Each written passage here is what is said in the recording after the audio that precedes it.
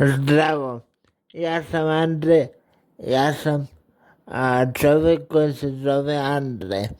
Imam cerebralnu paralizu i hitno se moram operirati u Ćupriju, u Srbiju. Zato vas molim, Balkanci, molim vas, pošto teško se novac skuplja, molim vas donirajte koliko možete. Jako mi je drago, ako neko donira i 1 cent, meni će puno značiti. Jer onome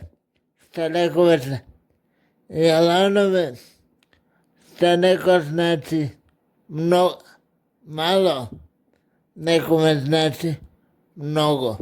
Jer čovječko zdravlje uvijek se pokazalo da nema cena, no nažalost nije uvijek tako. Za zdravlje je potreban novac, a kad ga nemaš je jako teško. Zato vas molim vas, donirajte koliko možete, budite ljubazni i sve vas volim i pozdravljam.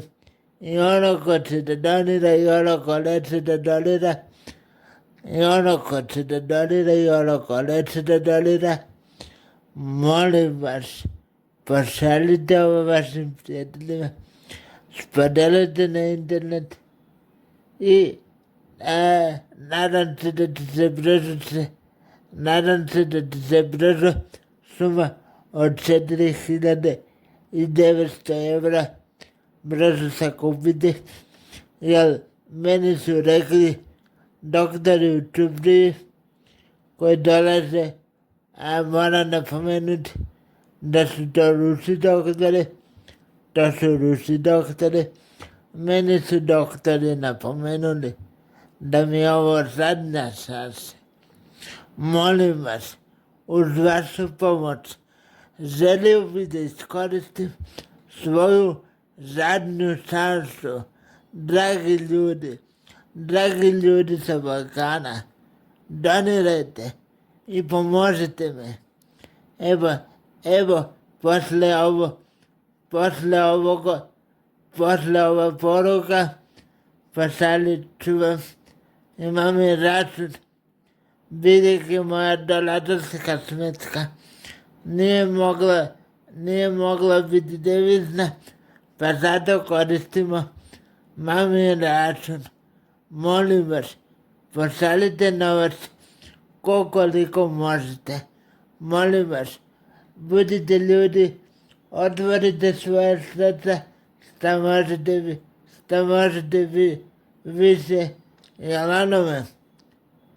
onome što neko znači, jel onome što neko se čini da je malo, nekome znači puno. Jel opet ću ponoviti, zdravlje nema cena. Kad si zdrav, onda ti sve treba, a kad si bolestan, kao ja, i kad svaku noć se gušiš, onda ti ništa ne treba. Samo ti zdravlje treba i samo tražiš leka gdje će se ga naći. Molim vas, ja mislim da sam našao svoj lijek, mislim da ću kada se operišem, da će mi od toga biti bolje, pa zato vas molim, donirajte koliko možete, dragi ljudi, meni će to puno značiti.